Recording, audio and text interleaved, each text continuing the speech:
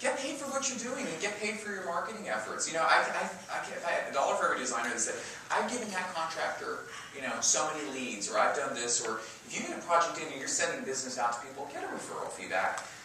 The day and age, remember, the new normal, you have spent time and money to come to the Business of Design conference, to print books, to go to the networking lunch, to go to the junior league, to go to the hospital benefit. Whatever you're doing takes time, money, effort, and energy.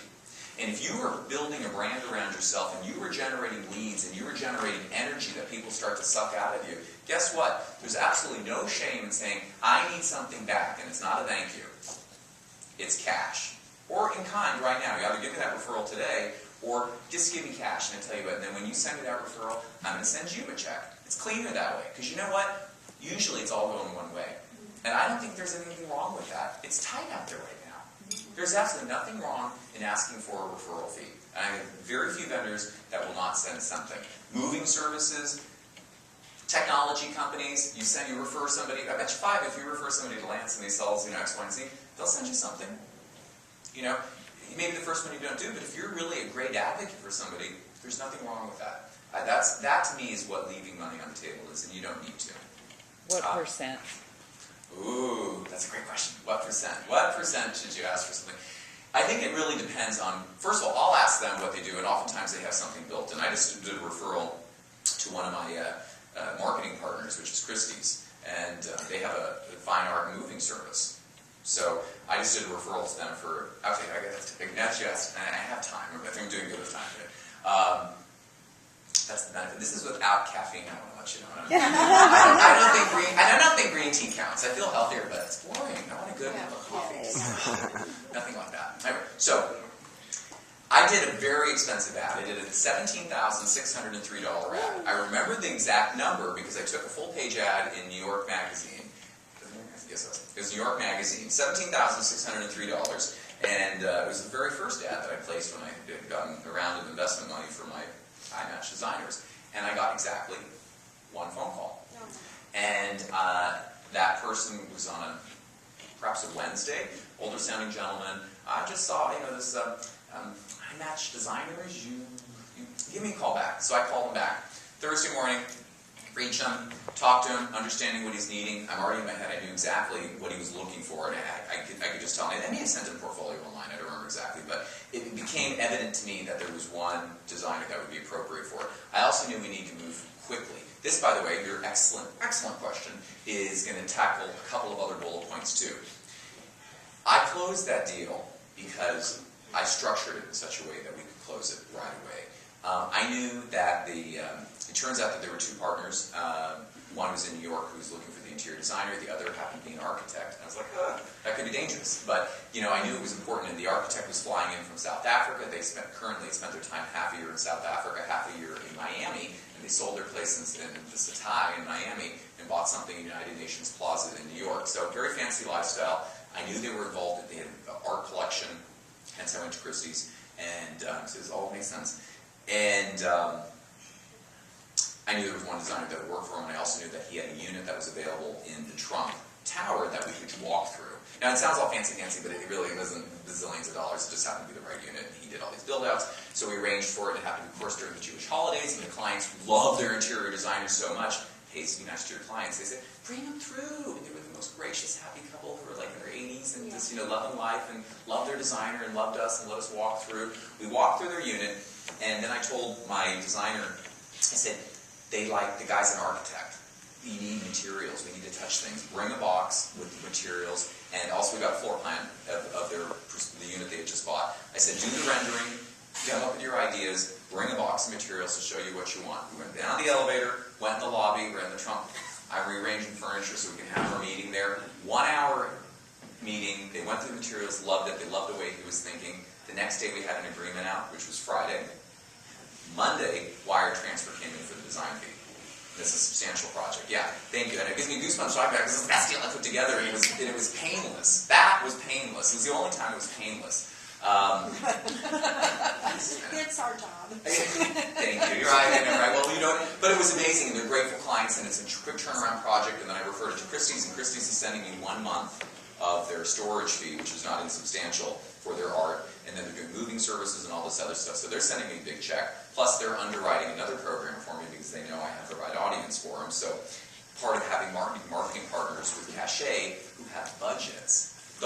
You guys don't, I mean, we don't have budgets usually, but corporations do, the luxury marketing segment does, and I'm bringing in that partner more and more. We're going to Art Balls of Miami together now, and I'm turning it on to my contacts, and the money's coming in from a variety of ways. So I mean, I look how I can, getting money, you make money by saving money too.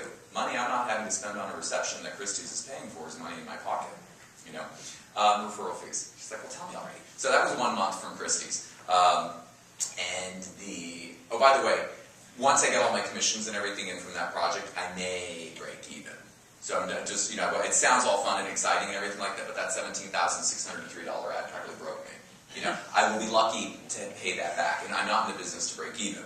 You know, this costs money. We're gonna put it. You know, we're trying to make money, and you know, as David said, you want to try to retire one day. God, you know, yes. So we're in the business to make money. By the way, my goal, and there's no way this can't sound pretentious, but I do have some other things I'm working on, as you know, in media. And I was walking literally 5 days ago with my dog, and I thought, how much money do I want? How do you define your level of success? And you know, I was telling, I think I told Cheryl last night over dinner, I said, I want to fly private. That's how much money I want. You know, I want to fly private. Sick of commercial. Right, I'm designing that thing for you. Yeah, you know what? It may very well be. But in this case, I'll probably do a NetJets card. Yes. Markup, you said 25%. Do you do any commercial work? Let me come back to that. I'm going to hold that, and I'm going to finish up the referral fee, by the way. Okay. I pay 15% referral fees. I wanted to up the ante. Most things are 10%. 10% standard. Most people will give you 10%. Real estate industry tends to operate at a higher number. When they get things amongst themselves, and of course there's laws and this and that, but I'm not going to, that's too finite right now. You know, so they usually go about 25%. Point being is you're going to spend money. Don't be afraid to write checks. I write as many referral checks as I get commission checks in. In fact, I have mentally prepared myself now that every commission check I receive requires me to write a check to someone else. Usually 15%, I give 20 and 30 and more to people who are important partners, and he'll do it. Because at the end of the day, if I can't get the lead, I'm not making any money. I actually have a guy who approached me off of LinkedIn, and he is going to be marketing my business. He set his own URLs. He loves what I do so much, he just wants to send me leads, and we're going to split it 50-50 if I can put a deal together. Wow. So, yeah. So there are different ways to do it. Allow me to come to your commission question. Let me get to the commission part. Well, it's markup. Market commission, but yeah, I understand where you're going at. No, we do that now. We do pricing models. That is what I'm here for, pricing. What about it? What was the question? 25%, is that standard? No, you do commercial work, and what do you find is the current difference between standard markup that is acceptable to most clients, and I'm not talking especially high-end residential, between high-end residential or regular residential versus commercial. Okay. It used to be, you know, 30% ASIT, 30% markup on standard residential. Let me jump in. Thank you. I don't know. I mean, the reality is I don't know what any project is willing to bear, but my response to that is, in the commercial and different things coming up, if we're working on square footages, we're cost per square foot, we're working on design fees. Most people really want a fixed fee right now. What I'm getting most of my request of, however I can piece it together, is what is it all in? How much is this project going to cost me? The deal I just closed now, which was a pipsqueak of a deal, I got the designer the equivalent of 25% of the budget for his fees. Okay, because it's a small deal. Point being is we went all in. Here's what it is. This is what we'll deliver it for, and it doesn't matter what we're keeping for ourselves. I literally, and it was said it that way because it was such a small deal. I wasn't going to worry about it. But here's my point, though. My point is that they want to know what's the maximum pain threshold. We'll spend 50, we'll spend 100, fine. So then we got to figure out how we're going to do it, and then you got to work back and go, I want to keep 30, I want to keep 20, I want to keep whatever the number is that you want to make that's right for you. Markup is a tough one because I'm not seeing people come in as purely as a markup only. I love markup. I think markup is great, it's healthy, it's a great way to make money, and some of my top design firms have made millions and millions of dollars doing that, and it's still doing it. So it is alive and healthy in certain, but it just depends on the client. The one designer I can think, I'm not going to mention names right now, but he's working with a billionaire who he's done multiple projects for. And he's doing this one project where you're gonna love this, just, talk about, little envy, is he's the designer, he's brought in all the other people, from the architects to the landscape, and I represent the landscape person too, and the contractor and all this stuff. He's got his markup, and we're talking full markup, on top of the whole tomato. It's awesome. And it's I don't know how many millions the project is. It's crazy. It's crazy. He's getting full markup.